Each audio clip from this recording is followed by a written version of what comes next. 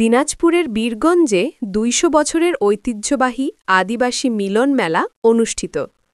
মুহম্মদ আশরাফুল ইসলাম, দিনাজপুর প্রতিনিধি পাঠানো তথ্য ও চিত্রে বিস্তারিত দেখুন।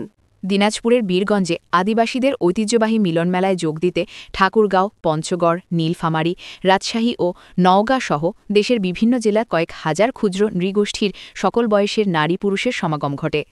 গত ৩ অক্টোবর শুক্রবার সকাল থেকেই নারী পুরুষসহ সর্বস্তরের মানুষ আসতে শুরু করে মেলায়।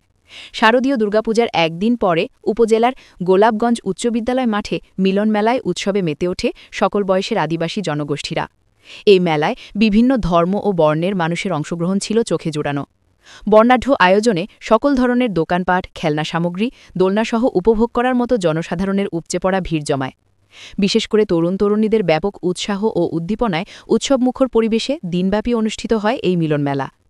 যুগ যুগ ধরে ঐতিহ্যবাহী এই মেলাটি অনেকের কাছে বাসিয়াহাটি নামে পরিচিত।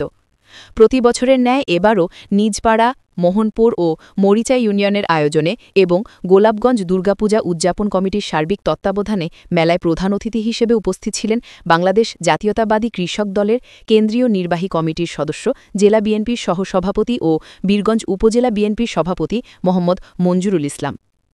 আদিবাসী সমাজ উন্নয়ন সমিতির আহ্বায়ক জোসেফ হেমব্রমের সভাপতিত্বে বীরগঞ্জ থানা আদিবাসী সমাজ কল্যাণ সমিতির সেক্রেটারি কমলাকান্ত ও সহ সেক্রেটারি বিশ্বনাথ মুর্মুয়ের সঞ্চালনায় মিলন মেলায় বিশেষ অতিথি হিসেবে উপস্থিত ছিলেন মোহনপুর ইউপি চেয়ারম্যান শাহিনুর রহমান চৌধুরী শাহিন, নিজপাড়া ইউপি চেয়ারম্যান আনিসুর রহমান আনিস, দিনাজপুর কালিতাসের আঞ্চলিক পরিচালক রবি মার্ডি সহ আরও অনেকে।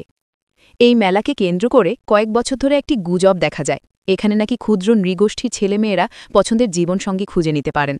এখানে কোনো পাত্র বা পাত্রী পছন্দ হলে ধুমধামে বিয়ে দেওয়া হয়, কিন্তু বাস্তবে এর সত্যতা খুঁজে পাওয়া যায়নি। এ ব্যাপারে জানতে চাইলে বীরগঞ্জ উপজেলা আদিবাসী সমাজ উন্নয়ন সমিতির সভাপতি শীতল মার্ডি বলেন, পূর্বপুরুষেরা এই মেলা শুরু করে, আমরা শুধু ধারাবাহিকতা রক্ষা করে যাচ্ছি। তবে কবে থেকে এই মেলার প্রচলন শুরু হয়েছে সেটি সঠিকভাবে বলা যাবে না। আনুমানিক কয়েক শত বছর পূর্ব থেকে এই মেলা অনুষ্ঠিত হয়ে আসছে। এই মেলাটি আমাদের পূর্বপুরুষ বাপদাদার কাছ থেকে শুনেছি। তবে বিয়ের বিষয়টি আমি এই মেলায় হতে দেখিনি। কেউ মেলায় কাউকে পছন্দ করে পরে পারিবারিকভাবে বিয়ে করতেই পারে। এই দিনটি ঘিরে ক্ষুদ্র নৃগোষ্ঠীর সব বয়সী নারী পুরুষেরা নানা রূপে ভিন্ন ভিন্ন সাজে মেলায় আসেন ঐতিহ্যবাহী এই মেলা উপভোগ করতে। নাদিরা জাহান সুজানা, অপরাধ তল্লাশি, মাল্টিমিডিয়া।